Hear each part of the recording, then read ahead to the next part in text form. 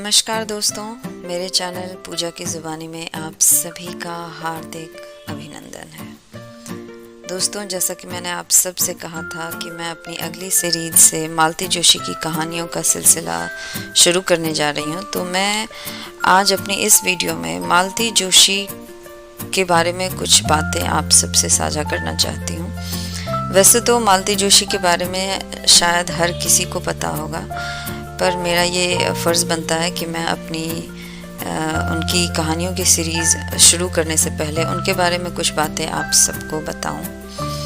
तो मालती जोशी आज़ादी के बाद की देश की सबसे प्रमुख कथा लेखिका बनी और उन्होंने अपने नाजुक दृष्टिकोण से जीवन और दुनिया के अनुभवों को प्रस्तुत करने में बहुत सफलता प्राप्त की। उनका जन्म 4 जून 1934 को महाराष्ट्र के औरंगाबाद में एक महाराष्ट्रियन ब्राह्मण परिवार में हुआ था। उनके पिता का नाम श्री कृष्ण राव और माता का नाम श्रीमती सरला देवी था। 1956 ईस्वी में उन्होंने आगरा विश्वविद्यालय से हिंदी में एमए किया था और उनके पति श्री सोमनाथ जोशी भोपाल में ही इंजीनियर के पद पर कार्यरत थे और श्रीमती मालती जोशी के 2 बेटे हैं और दोनों ही कलाकार हैं। मालती जोशी एक बहुत ही सफल गृहिणी भी रही हैं, काफ़ी विनोद प्रिय भी रही हैं। अपने लेखन में वह अक्सर एक युवा लड़की के पिता, महंगाई, दहेज के मुद्दों आदि का उल्लेख करती रही हैं। मालती जी एक बहुमुखी कवयित्री हैं जो एक बाल कथा लेखक, हास्यकार, रेडियो नाटककार और अनुवादक के रूप में भी काम करती रही हैं। उन्होंने साहित्य जगत में अपनी शुरुआत गीत लेखन से की। वह तब से कविताएं लिख रही हैं जब वह एक छात्र थीं।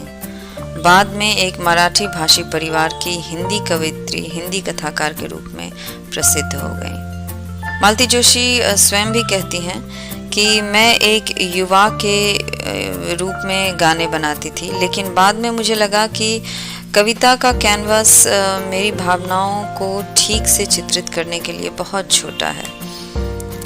कविता की धारा थम चुकी थी और कथानक आकार लेने लगा था। 1971 ईस्वी में उन्होंने अपनी पहली कहानी प्रकाशित की और यह धर्म युग में प्रकाशित हुआ था। यह अत्यंत बोधगम्य और सहज ज्ञान युक्त है। उसे गाने और संगीत उन्हें गाने और संगीत सुनने का बहुत शौक रहा है। उनकी कई सारी रचनाएं हैं। विविध विधाओं की 40 से भी अधिक पुस्तकें उनकी प्रकाशित हो चुकी हैं। 10 मराठी कथा संग्रह, 1 गीत संग्रह एवं हिंदी की लगभग सभी पत्र पत्रिकाओं में कहानियां एवं लघु उपन्यास प्रकाशित हुई हैं। अनेक कहानियों का तो कन्नड़, मलयालम, तमिल, गुजराती, उर्दू आदि भारतीय भाषाओं में अनुवाद प्रकाशित हुआ है। अंग्रेजी, रूसी और जापानी भाषाओं में अनुवाद के कारण इनका साहित्य विदेशी पाठकों तक भी पहुंचता रहा है। 2 दर्जन से भी अधिक नाटकों का रेडियो एवं टेलीविजन पर नाट्य रूपांतरण भी हो चुका है और इन्हें कई सारा पुरस्कार भी मिल चुका है, जिसमें साहित्य शिखर सम्मान, भवभूति सम्मान, अहिंदी भाषी लेखिका के रूप में सम्मान, अक्षर आदित्य सम्मान, कला मंदिर सम्मान, गुरु वंदना सम्मान, महिला वर्ष सम्मान एवं अन्य सम्मान। लेकिन इन सब में जो सबसे बड़ा सम्मान मालती जोशी को मिला वो 2018 ईस्वी में पद्मश्री का सम्मान मिला, जो स्वयं हमारे माननीय राष्ट्रपति जी ने, श्री रामनाथ कोविंद जी ने इन्हें दिया था। और इनके साहित्य ऐसे हैं जिन पर विश्वविद्यालयों में एमफिल एवं पीएचडी के लिए भी शोध होते रहे हैं। तो इससे आप समझ सकते हैं कि इनकी कहानियाँ कैसी होती रही हैं और लोगों के दिलों में कितना जगह बना चुकी है।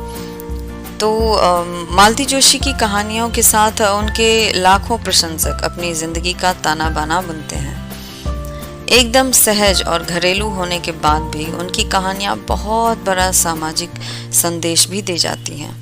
ये कहानियाँ संस्कारों का भंडार भी कही जाती हैं। मानवीय संवेदनाओं के सूक्ष्म स्पंदनों को भी अपने शब्दों में बांधने की क्षमता रखने वाली मालती जी अपनी सहज प्रवाह में भाषा शैली के माध्यम से कब पाठकों के मन की गहराई में उतर जाती हैं, इसका पता ही नहीं चलता। और ये एक साहित्यकार के लिए मेरे ख्याल से सबसे बड़ी बात है कि वो अपने पाठकों के दिल में उतर जाए। आज मालती जी की कहानियाँ समाज के हर वर्ग में, चाहे वो गृहिणी हो या कामकाजी महिला, बड़े पदों पर पदस्थ व्यक्ति हो या अपनी सीमित आय में कठिनाई से जीवन यापन करने वाला साधारण व्यक्ति, नवविवाहित हो या वानप्रस्थ की ओर जाते दंपति हो, गांव देहात में पढ़ने वाला युवा हो या महानगरों में बड़े प्रोफेशनल कॉलेज में पढ़ने वाला युवा, गरज ये कि सभी वर्गों में, सभी पीढ़ियों में आदर और सम्मान के साथ ग्रहण की जाती है। यही कारण है कि आज मालती जोशी की कहानियों को बिखरते परिवारों को फिर से एक सूत्र में पिरोने की क्षमता रखने वाले आशा के केंद्र के रूप में भी देखा जाता है। और अपनी इस विलक्षण रचना धर्मिता में मालती जी ने एक नया आयाम जोड़ा है, और वो है कथा कथन का। मराठी की एक प्रचलित विधा का हिंदी में प्रयोग सर्वथा नया और अनूठा है। मालती जी अपनी पूरी कहानी बिना पढ़े, बिना देखे, भावों का सम्मिश्रण करते हुए पाठकों को सुनाती हैं। कथा सुनने वाले कहानी से, कथ्य से तो मुग्ध होते ही हैं, मालती जी की शैली से भी चमत्कृत हो जाते हैं।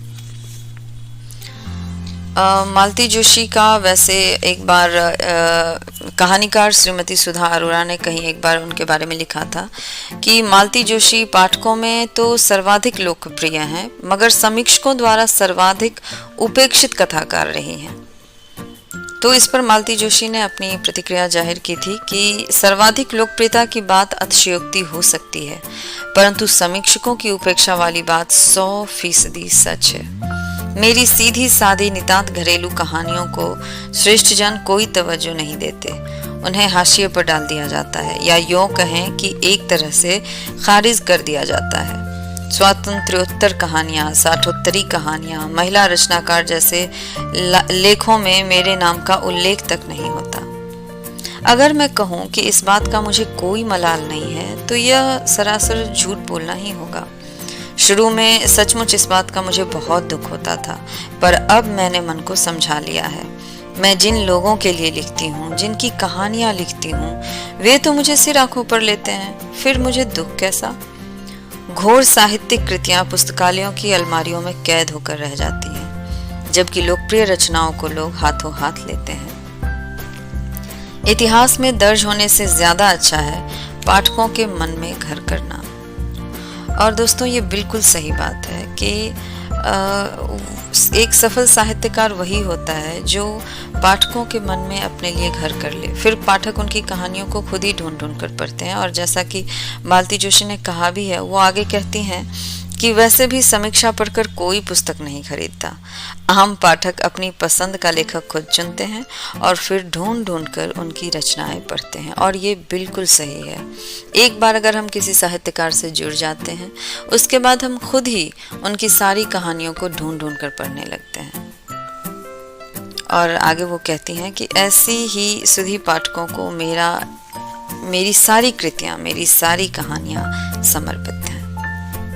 और इनकी कहानियाँ मैंने पढ़ी हैं, मुझे पर्सनली बहुत पसंद है, और इसीलिए मैंने सोचा कि क्यों ना मैं एक प्रेमचंद सीरीज़ को एक अल्प विराम देकर मालती जोशी की कहानियाँ भी आप सबको सुनाऊं, ताकि आप सब भी उसका आनंद ले सकें। बहुत अच्छी कहानियाँ लिखती हैं मालती जोशी जी, और मैं अपने अगली वीडियो से मालती जोशी की कहानियाँ लेकर आ रही हूँ। आप सब अपना प्यार ऐसे ही बनाए रखिए। आप सबका ये प्यार मुझे बहुत हौसला देता है, मुझे आगे बढ़ने की हिम्मत देता है। इस चैनल को ज़्यादा से ज़्यादा आप शेयर करिए, सब्सक्राइब करिए, लाइक करिए और अपना संपूर्ण सहयोग इसे दीजिए।